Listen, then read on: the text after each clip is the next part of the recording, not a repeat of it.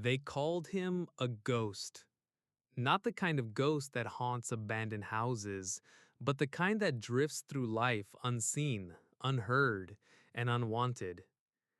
Every evening, just as the sun dipped below the rooftops of the small American town, the old man shuffled into the supermarket parking lot. His shoulders were hunched, his jacket threadbare, and his baseball cap pulled so low you could barely see his eyes.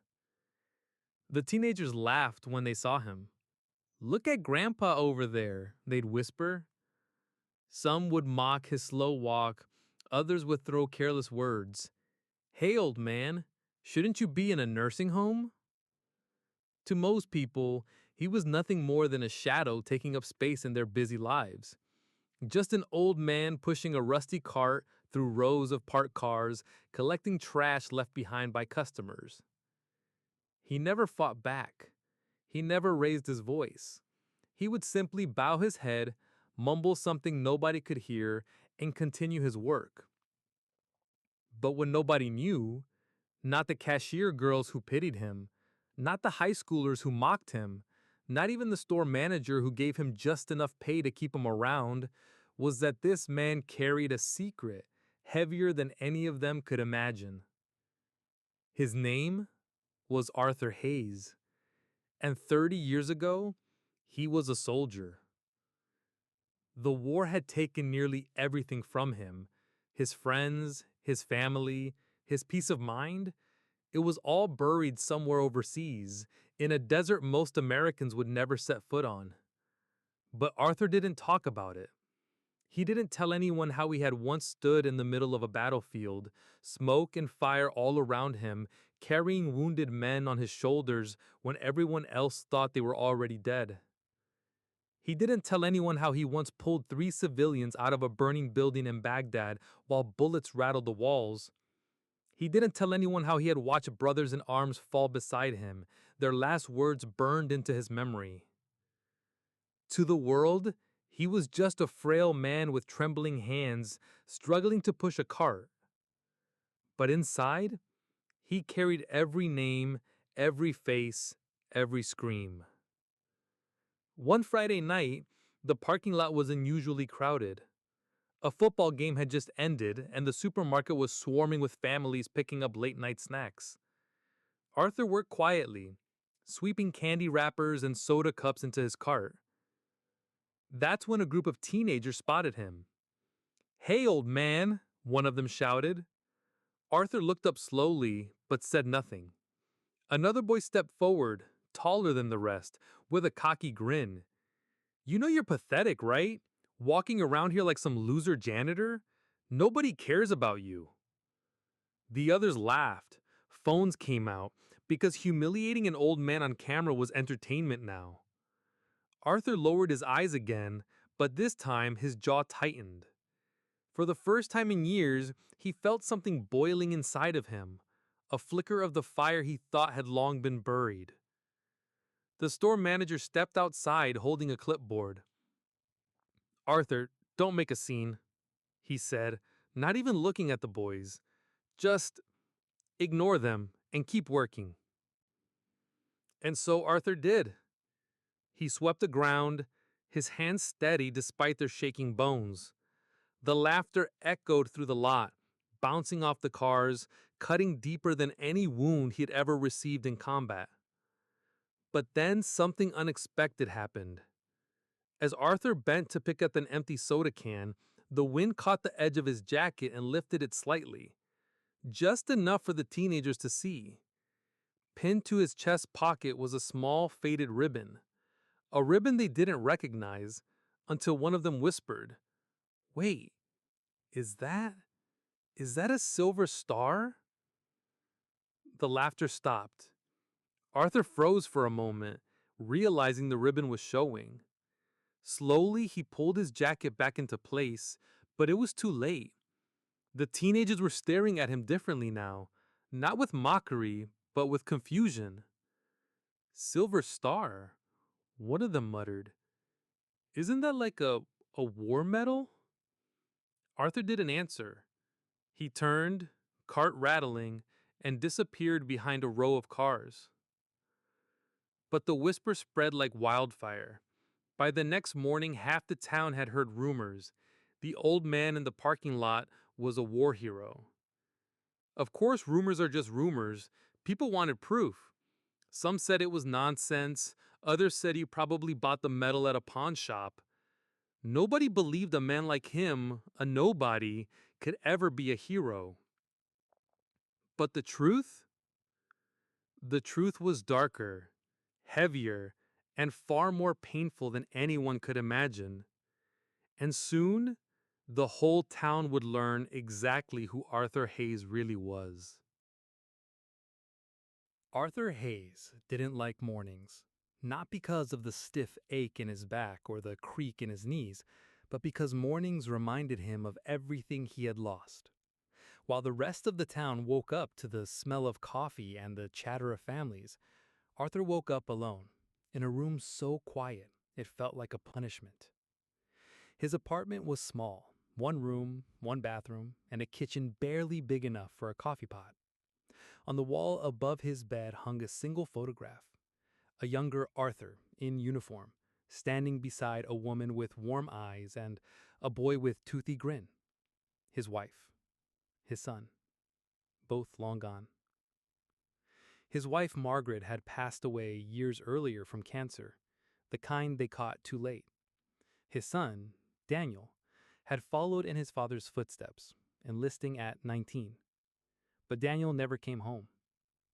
A roadside bomb in Afghanistan had stolen him, leaving Arthur with nothing but folded flags and memories too heavy to carry. That was the war's final cruelty, not just the wounds on his body, but the silence left in his life. When Arthur shuffled into the supermarket that morning, nobody looked at him. Nobody ever did. He was just the old man with the cart, collecting cans, sweeping floors, moving through life like he was already half gone. The cashiers avoided eye contact, busy scanning groceries. Customers brushed past him as if he didn't exist. Once a little girl had asked her mother, "Who's that man?" The mother answered quickly, "Just the janitor, sweetie. Don't stare. Just a janitor." Arthur repeated those words to himself as he bent down to pick up a crumpled receipt. Each time it cut deeper. They didn't know about the nights he had spent in desert heat, carrying wounded men on his back. They didn't know about the brothers he had buried, the faces that still haunted him. To them, he was a nobody. At lunch break, Arthur sat outside on the concrete curb, his back against the cold brick wall of the store. He unwrapped the peanut butter sandwich he had made the night before. His hands shook slightly as he lifted it, age and old injuries conspiring against him. The teenagers were back again. "Hey, old man," one shouted, pointing his phone. "Smile for TikTok." Arthur didn't respond. He chewed slowly, each bite tasting like cardboard. He'd learned long ago that responding only made it worse. Another boy called out, "You probably fought in the dinosaur war, huh?" Laughter erupted. Arthur closed his eyes. For a moment, he wasn't in the parking lot anymore. He was back in Baghdad, the air thick with dust and smoke, his ears ringing from the blast of mortars. He could hear the screams of his men, see the blood staining his hands. The laughter around him blended with the echoes of war until he couldn't tell which was worse, the battlefield of his past or the battlefield of his present. Later that night, Arthur walked home slowly, his cart rattling behind him. The streets were empty, the town glowing with warm lights and windows that weren't his.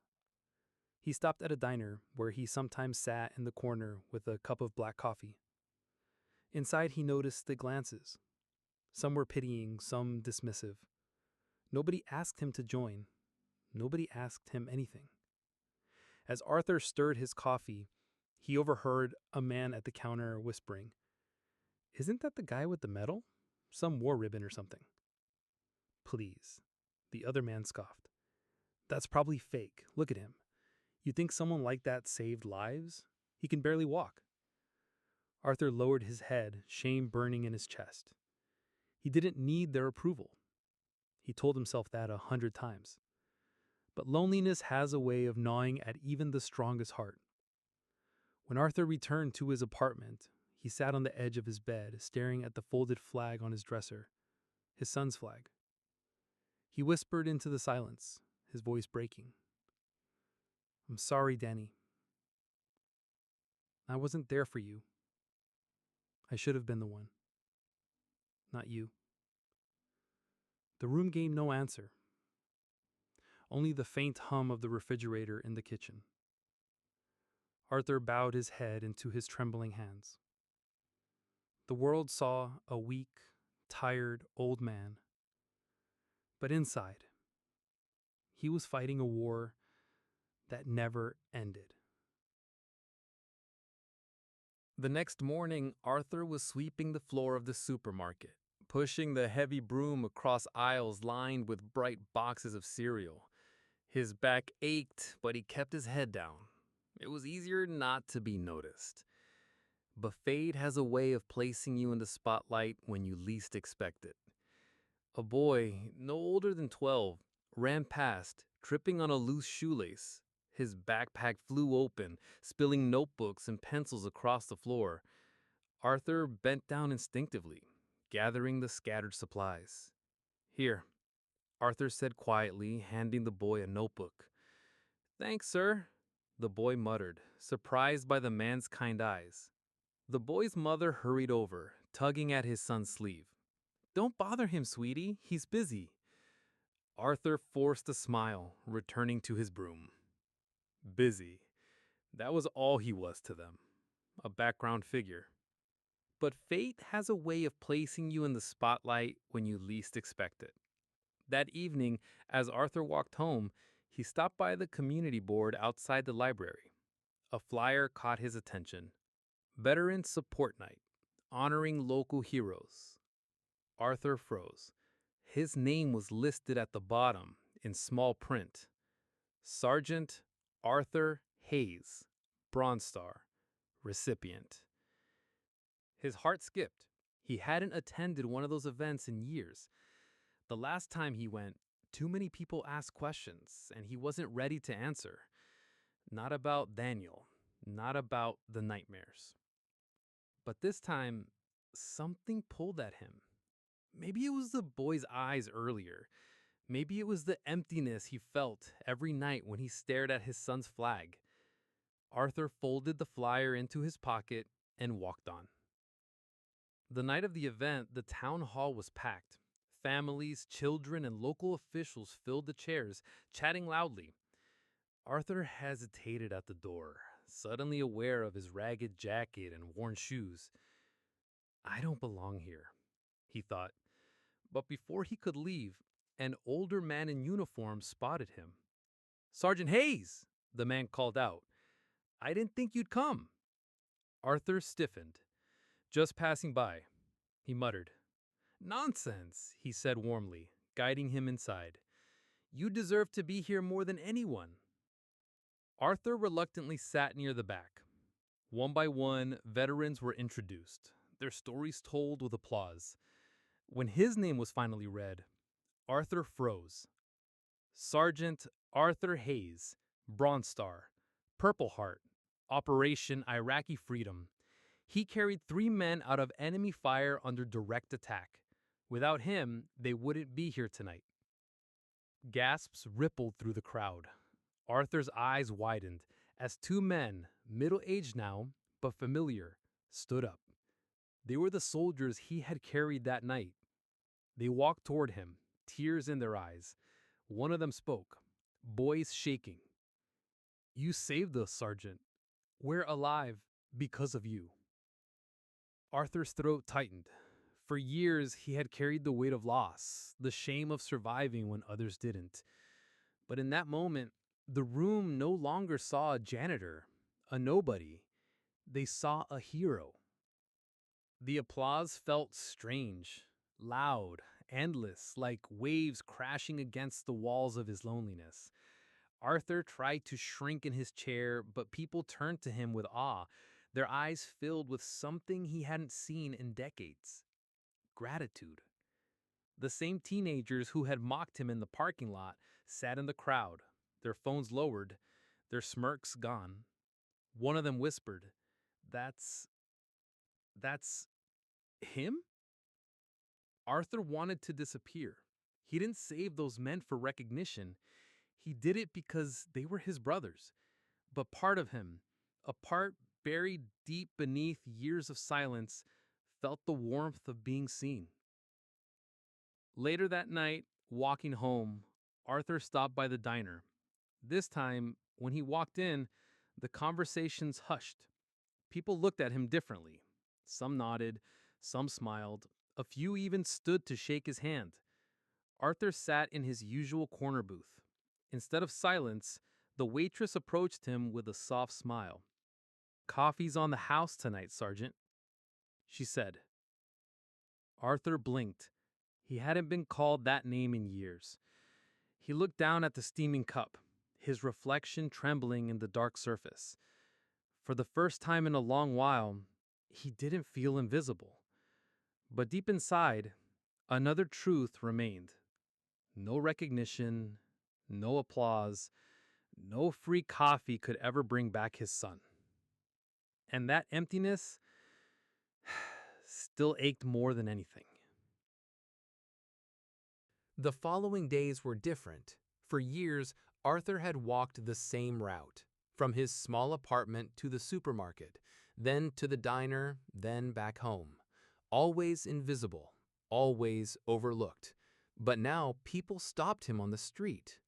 "Thank you for your service," strangers would say. "You're a real hero," others added. Arthur would nod politely, though the words sat heavy in his chest. Hero. That word felt foreign. If only they knew the truth, the nightmares that tore him awake, the survivor's guilt that clung to him like a second skin. One evening, as he pushed his mop down the quiet supermarket aisles, the store manager approached. "Arthur," the man said, scratching his neck awkwardly. "I didn't realize everything you did. The community's talking about you. Some parents want their kids to hear your story. Maybe you could come to the school next week." Arthur froze. Speak to children? He hadn't spoken about the war in years. He had buried those memories under silence. But something in the man's eyes, a mix of respect and expectation, made him pause. "I'll think about it," Arthur muttered. That night, he sat at his kitchen table, staring at the folded flyer from the veterans event. His son's photograph sat on the counter, framed but dusty. Daniel's grin seemed alive, frozen in time before deployment. Arthur whispered into the dark, "What do I even tell them, kiddo? That I saved lives but couldn't save you?" His voice cracked. The silence of the apartment pressed in, broken only by the hum of the fridge. Arthur laid his head on the table. For the first time in years, tears streamed freely, not for himself, but for the boy who never came home. The next week, Arthur found himself standing in the middle of a high school gymnasium. Rows of teenagers filled the bleachers, their faces curious, impatient. Teachers stood at the edges, waiting. Arthur gripped the microphone tightly. His hands trembled. For a moment, words refused to come. He thought of walking out, disappearing like he always had. But then he remembered the boy in the supermarket, the respect in his eyes, and the men at the town hall alive because of him, and his son who once said proudly, "My dad's the bravest man I know." Arthur cleared his throat. "I'm not sure what you've heard about me, but I want to be honest with you. War, it isn't about medals or glory or heroism. It's about people, about brothers and sisters who would give everything for each other." The gym fell silent. Not a phone screen glowed, not a whisper echoed. Arthur continued, his voice gaining strength. "I carried men out of fire because they would have done the same for me. And yes, people call that bravery, but I don't feel brave because I also came home when others didn't, including my son. A hush spread. Some students lowered their eyes, moved. Arthur's voice broke. The hardest part of being a soldier isn't the battle. It's living with the silence afterward, the empty chair at the table, the birthdays that never come, the calls you'll never hear again. Tears glistened in his eyes, but he didn't look away. He let them see. When the assembly ended, the students didn't rush out like usual. Many stayed behind. Some came forward, quietly shaking his hand, thanking him. A girl pressed a note into his palm. My dad didn't make it home either. Thank you for speaking. Arthur clutched the note tightly, as though it were a lifeline. That evening, when he walked into the diner, the waitress smiled warmly. Your usual spot, Sergeant? This time, Arthur didn't correct her. He simply nodded. For once, the word didn't sting. Yet, when he returned home, the quiet swallowed him again. He sat by the window, staring at the flag folded neatly in its wooden case. The world now saw him. The world applauded. But the one person he wanted to share it with was gone. Arthur whispered into the dark, I hope I made you proud, Daniel. The silence answered. Weeks passed. Arthur noticed the world treating him differently. People nodded as he walked by. The teenagers at the school sent him letters, small thank you notes folded into messy handwriting. Even the diner waitress would sometimes refill his coffee without charging him, leaving a quiet smile instead. But Arthur still felt the emptiness at night. Recognition couldn't fill the silence of his apartment. The applause of strangers couldn't replace his son's voice. One Saturday morning, Arthur received an envelope in the mail. It bore an official seal. His hands shook as he opened it. Inside was a letter from the city council. They were organizing a ceremony, a dedication to local heroes. They wanted him to attend. At first, Arthur thought of declining.